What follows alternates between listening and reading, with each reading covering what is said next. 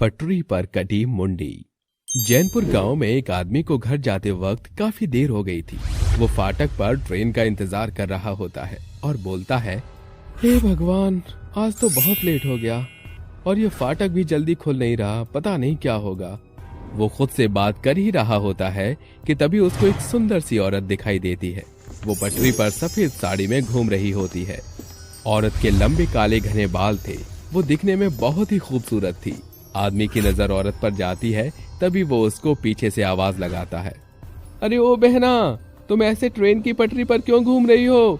पीछे से ट्रेन आने वाली है, उस ट्रेन की पटरी पर से हट जाओ।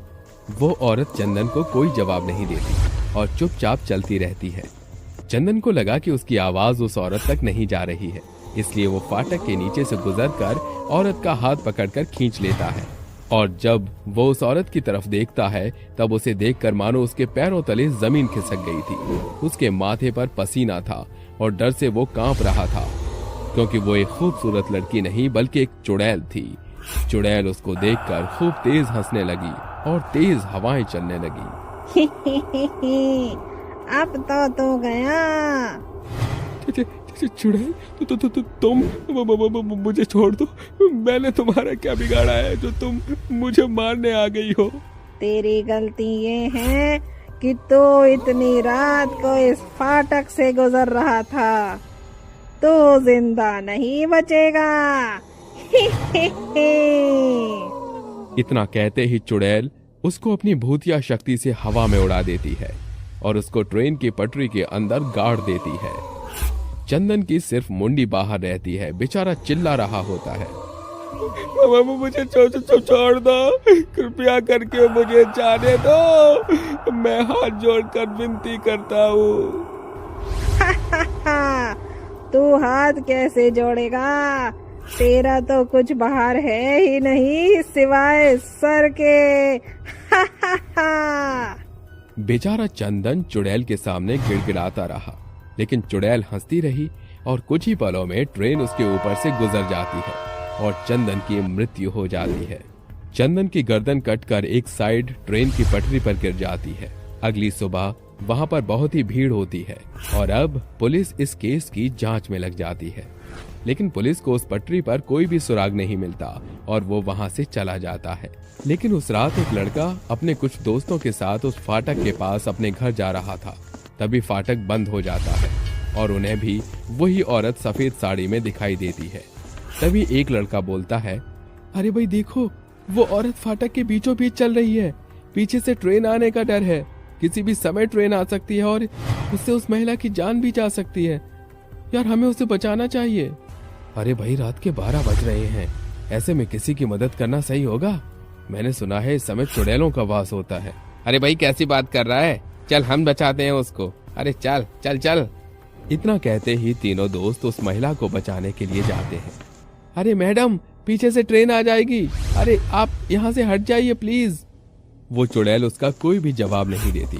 उसको शांत देख दूसरा लड़का कहता है, अरे भाई, लगता है इसने हमारी आवाज नहीं सुनी, चलो उसका हाथ पकड़ के इस पार ले आते हैं। वो तीनों दोस्त न आओ देखते हैं और न ताओ, सीधा उस महिला को बचाने के लिए चले जाते हैं।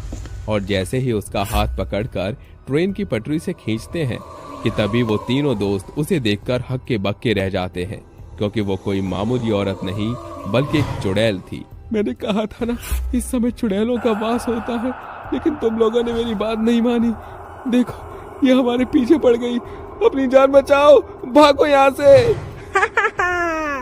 यहाँ लोग आते अपनी मर्जी से हैं, लेकिन जिंदा वापस कोई नहीं जाता।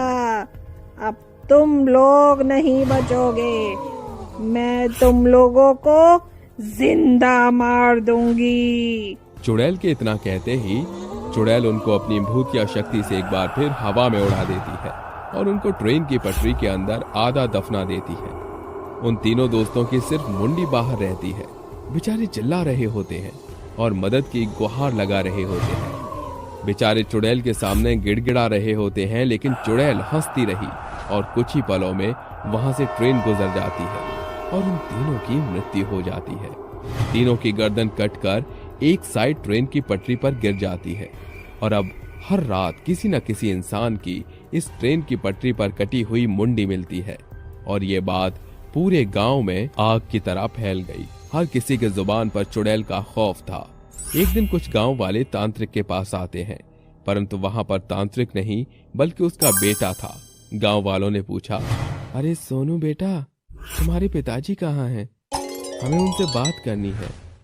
काका जी, पिताजी तो पहाड़ पर गए हैं अपनी सिद्धि प्राप्त करने के लिए, ध्यान लगाने के लिए। इतना कहकर गांव वाले आपस में बात करने लगे।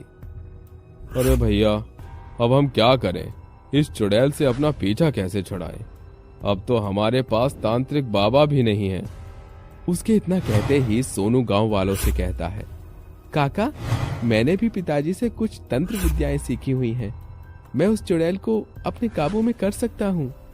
उसकी ये बात सुनकर मानो गांव वालों की एक नई उम्मीद उजागर हो गई थी और उसी रात सोनू वहां एक मामूली सा लड़का बन फाटक के इस पार होता है और सभी गांव वाले झाड़ियों में छुपकर सोनू को देख रहे होते हैं। तभी सोनू को वो चुड़ैल दिखाई देती है और सोनू बिना कुछ सोचे समझे ट्रेन की पटरी पर चला जाता है और उसका हाथ पकड़ लेता है। जैसे ही उस औरत का हाथ पकड़ता है कि तभी उस चुड़ैल को झटका लगता है और वो दूर जाकर गिर जाती है। चुड़ैल को बहुत गुस्सा आता है और वो गुस्से में लाल हो जाती है। तभी सोनू से बोलती है, तू कौन है? तू कोई मामूली इंसान नहीं है, बता तू कौन है? आखिरकार तू मुझे मिल ही गई। ये सवाल तो मैं तुझसे पूछता हूँ, तू कौन है और इन बेकसूर इंसानों को और बेगुनाहों को इस तरह दर्द भरी मौत क्यों दे रही है?